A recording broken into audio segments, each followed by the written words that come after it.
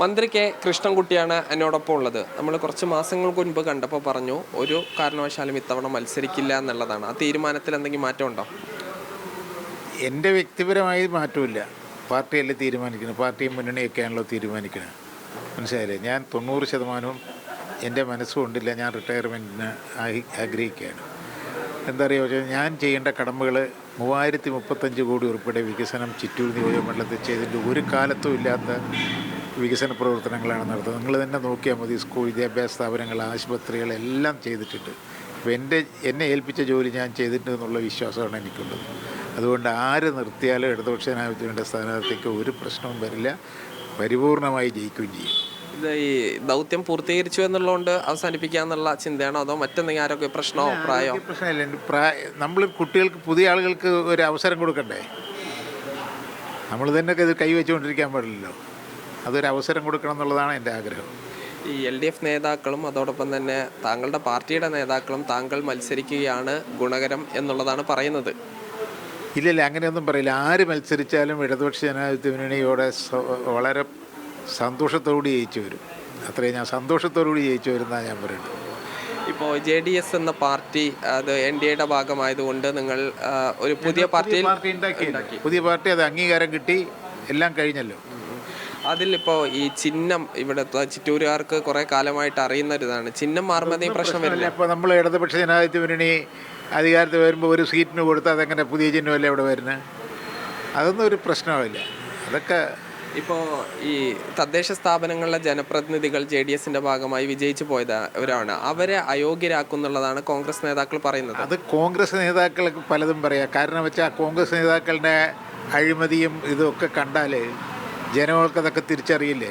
ഞങ്ങൾ നിയമവശമൊക്കെ നോക്കിയിട്ടല്ലേ ചെയ്യുന്നത്. അതിന് നിയമവശം നോക്കിയിട്ടേ ചെയ്യുള്ളൂ. അതിന് ഒരു പ്രശ്നമില്ല. അതവർ ഒന്നിച്ച് ചേരുകയാണെങ്കിൽ ഒരു പ്രശ്നമില്ല കേട്ടോ. നിയമപ്രശ്നമൊന്നും വരില്ല. വരില്ല. ഇപ്പോൾ ഈ രാഷ്ട്രപതി തെരഞ്ഞെടുപ്പിൽ ഈ NDAക്ക് ഒരു വോട്ട് നമ്മുടെ കേരള നിയമസഭയിൽ നിന്ന് ലഭിച്ചു. അത് ഈ JDS ദേശീയ നേതൃത്വത്തിൻ്റെ നിർദ്ദേശപ്രകാരം താങ്കളാണ് വോട്ട് ചെയ്തത് എന്നുള്ളതാണ് സുമേഷ് അച്യുതൻ പറയുന്നത്. അതായത് അദ്ദേഹം, അവർക്ക് പറയാലോ, എൻ്റെ തന്ത മാറണം, ഞാൻ അങ്ങനെ പറയുള്ളൂ. പിന്നെ ഒന്ന് രണ്ട് കാര്യം കൂടി. ഇപ്പോൾ ഈ സജി ചെറിയൻ നടത്തിയ പ്രസ്താവന, AK ബാലൻ നടത്തിയ പ്രസ്താവന, അതൊക്കെ അതിനൊക്കെ അങ്ങനെ ഇടതുപക്ഷ ജനാധിപത്യത്തിനുണ്ടെങ്കിൽ അതൊക്കെ കൂടി സംസാരിച്ചിട്ടൊരു തീരുമാനം ഉണ്ടാകും.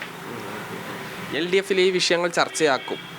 ഇല്ല, ചർച്ചയാകേണ്ട ആവശ്യമില്ല. അവർ തന്നെ വിശദീകരണങ്ങളൊക്കെ തന്നിട്ടുണ്ടല്ലോ. അതിൽ ചർച്ചയാക്കി ഒരു വിവാദം ഉണ്ടാക്കേണ്ട ഒരാവശ്യമില്ലല്ലോ.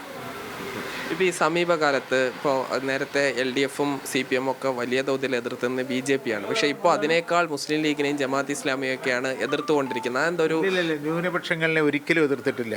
ന്യൂനപക്ഷങ്ങളെ സംരക്ഷിച്ച ഇടതുപക്ഷ ജനാധിപത്യ മുന്നണിയാണ്. അത് സംരക്ഷിക്കാൻ ഇന്നും നാളെയും ഉണ്ടാവും.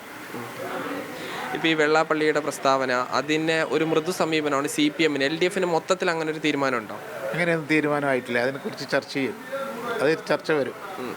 ഈ വെള്ളാപ്പള്ളിയുടെ പ്രസ്താവനയോടുള്ള CPMന്റെ സമീപനത്തിൽ നിങ്ങൾ ഇല്ല, അത് എന്താ, അങ്ങനെ ഒരു തീരുമാനമൊന്നും പറഞ്ഞിട്ടില്ലല്ലോ. അവർ സമുദായ സംഘടന എന്നുള്ള നിലയ്ക്കല്ലേ സമുദായ സംഘടനകളെ പിണക്കേണ്ട ഒരാവശ്യമില്ല എന്നുള്ളതേ ഉള്ളൂ. അതുകൊണ്ട് ന്യൂനപക്ഷങ്ങൾക്കെതിരാണെങ്കിൽ ഒരിക്കലും എതിരായിട്ട് നിൽക്കില്ല. ന്യൂനപക്ഷങ്ങൾക്ക് വേണ്ടി നിൽക്കുന്ന ഒരാളുകളാണ് ഞങ്ങളൊക്കെ. പക്ഷേ ഇപ്പോൾ ഈ സജി ചെറിയൻ്റെ പ്രസ്താവനയൊക്കെ വലിയ തെറ്റിദ്ധാരണ ഉണ്ടാക്കുന്നതല്ലേ? ഇല്ല, അദ്ദേഹം തന്നെ തിരുത്തിയല്ലോ. അത് തിരുത്തിയാൽ പിന്നെ 4 ദിവസം കഴിഞ്ഞിട്ടാണ് അതിന് ന്യായീകരിക്കായിരുന്നല്ലോ ചെയ്തില്ല. അത് തിരുത്തിയല്ലോ അദ്ദേഹം. തിരുത്തിയാൽ നമ്മളതിന് വിടുക. വിവാദം ഉണ്ടാക്കി കൊണ്ടേ പോകണമെന്നില്ലല്ലോ. എന്തായാലും മന്ത്രി കെ കൃഷ്ണൻകുട്ടി മത്സരിക്കുമോ ഇല്ലയോ എന്നുള്ളതിന് കുറച്ച് ദിവസങ്ങൾ കൂടി കാത്തിരിക്കേണ്ടി വരും. സാജിദ് ഇസ്മൽ, മീഡിയ 1, പാലക്കാട്.